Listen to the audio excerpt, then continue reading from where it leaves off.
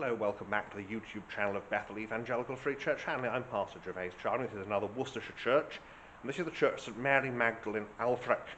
It was for many centuries a chapel, and as a chapel, I suspect it was under the oversight of nearby Lee, and it had its own curate for a while. One of those curates was a Mr Dodgson, whose younger brother was a man called Charles Dodgson, better known to us as Lewis Carrol.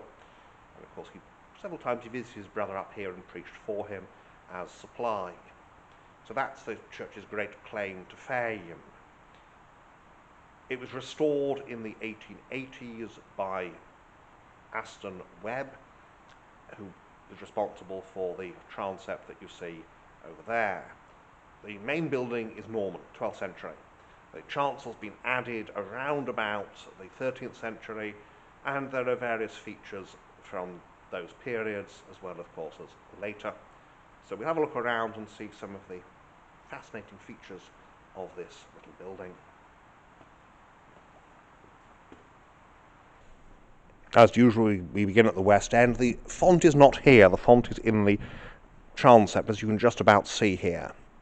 The seating is all Victorian. There's an organ at the back. We'll have a better look when we're further down. And there's a couple of these nice windows. That's normal window. You can see the splay there. So the idea is you've got a very small opening, but plenty of light can get through. There's a number of these pieces of Flemish glass in here. We've got St Ambrose and St Augustine. Ambrose, Bishop of Milan, through whose ministry Augustine is converted. Ambrose was originally a Roman magistrate, but the old Bishop of Milan had died. They were arguing who should be the next bishop, and a child in the congregation shouted, "Ambrose for bishop!" And they went, actually, that's a good idea. And so Ambrose became the bishop. And Augustine, of course, Augustine of Hippo, the greatest Western theologian of all time. And the whole the Western theological tradition is rooted and grounded in Augustine and his work. We have no chancel arch. That's, of course, is a wooden arch there. But we have here another old piece of glass. This is St Bernard of Clairvaux. And there he is, being his monastic reformer that he was. The organ is an early Nicholson, probably around about 1850. The case is more modern. The door there is medieval. You can see the framing inside, and it's a really good door frame there. Memorial here for David John Floyd, Flying Officer of the Royal Air Force, son of Lewis Floyd, Alfrick School. He served in the war 1914-18, killed while flying at Arawali on the Afghan border, Easter Day, 1920, age 29. Was it 1920? Yes, 1920. Was it 26? It's 26, looking at the font. He's buried at Kohat. So the Afghans were being unruly at that point. What else is new? We have some more Flemish pieces of glass. The great thing here is these little Flemish bits and pieces mean that most of the glass is plain, and so it really lights up the structure. I think Aston Webb builds this transept, which gives extra seating. It's now become a baptistery, and it's now known as the Lulsley Aisle, because when Lulsley was closed, some of the relics from there came here. And you can see here's the banner from St Giles, Lulsley, and memory of William Allies, of later up house in this hamlet, and the Allies family were, for many centuries, important here. Here we've got a nice scholar in the middle there. It's in memory of James Herbert Nankivell, and died in 1953, Vicar of Holy Trinity, Worcester, and heard librarian to the Bishop of Worcester. So that scholar in the middle is very good, and on either side we've got the expulsion from paradise, and David and Goliath is throwing away his head and laughing, going, "Ha ha ha, you pathetic little boy." And David is, right, I can see his forehead, put the stone right in there. Memorial here to William Estop and his two wives, as he wanted time. His first wife, Elizabeth, died in 1710, age 64. His second wife, Mary, died in 1729, age 35. He died in 1735, aged 82. The font is a very nice little one. sort of chimney pot affair. Quite nice, quite old.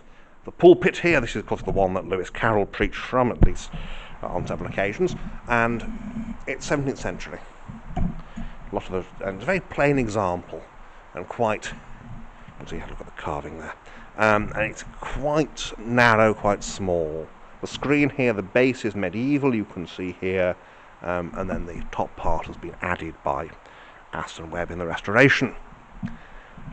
Into the chancel, and we've got window, the east window again. You've got these various roundels. People collected them, and so they're often quite sort of random. There's a piscina there, which obviously is now in an odd place for a piscina, but originally it wouldn't have been. And here we have a lovely Flemish Annunciation. Mary being surprised by this really dynamic angel bursting through the wall of her house, and wouldn't anyone be surprised by that? Credence shelf, and here we've got the vestry door, Hobbit hull. It is, isn't it? It's Hobbit architecture. Beautiful piece of work. There's a nice vaulted ceiling up here, and then you've got here, there's the medieval roof there. And so we look west, and there is the organ at the west end. So very plain, very simple, and very, very beautiful. And there's the war memorial here. Alfrick allies. The Allies family were a notable local family, and he died at Gallipoli, 1915, age 24. So that, inside here at Alfrick. So here we are outside at St Mary's. You can see here this lovely turret with its, this is covered in wooden shingles, which have this wonderful silvery colour. The sundial there is also wooden. Most of the, well, what you can see behind me, the nave, that is Norman. And then you've got the 13th century chancel, and around the back there's Victorian work, and we'll see the enormous difference in stonework as we go around the outside. So let's do that, shall we? And so here we are outside, and again you can see here that Norman stonework, very, very rough, that rubble, and that's because it's meant to be covered with render. It's not meant to be seen, but the render's been taken off. It's probably pretty grotty at the time of the Victorian restoration. And rather than restore it, they've gone, well, let's just take off that lime render and show the stone. And the answer, and yes, that's great, except that the stonework is not supposed to be exposed to the weather, because the local stone here is quite rough, it's quite soft, it's quite grotty. And so if it's covered up, it doesn't get weather, but if it isn't covered up, then you have a problem. Nice west end, you see that nice long lancet there. Its top is a single piece. That would like the ringing chamber. And then round here on the north side, you've got these whacking great buttresses, because the church is on top of a hill, and it's trying to fall down the hill on this side. And there's buttresses there to make sure the church doesn't try to get closer to the rest of the village down the bottom of the hill here. You see again the stone. See here, this is the Aston Webb transept.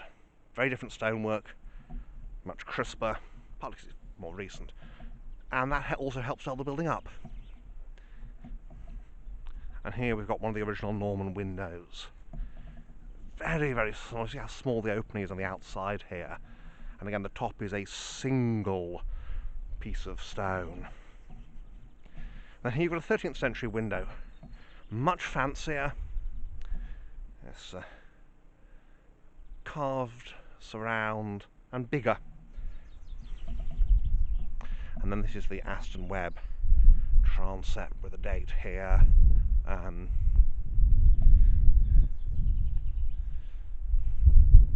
Restoration of this church, stone laid May the 12th, 1885. And then the door here. It's more of a free perpendicular style here, and that's because a wonderful thing. Quite a well, so it's very Aston web, which is great. And then you've got this low wall here, covers always to make sure that people don't accidentally fall down the stairs to the boil house in the basement. And there's the chimney. So round the east end here, and you see there's nice, lovely big slabs of stone. That's the 13th century work. They extended it. Nice east window. And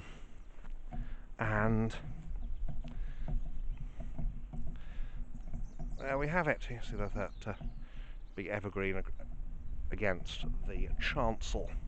So that is Alfrick Church, St Mary Magdalene.